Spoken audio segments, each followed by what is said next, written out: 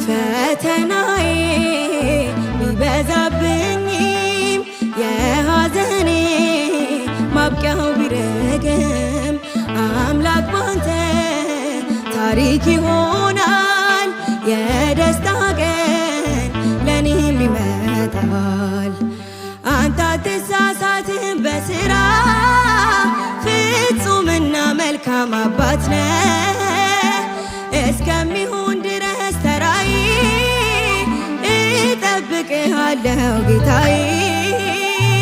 የተሻለ ነገር አስብህልኝ ነው ፈተናው የበዛው። ነገ መልካም ቀን ያለው በዚህም አምናለሁ።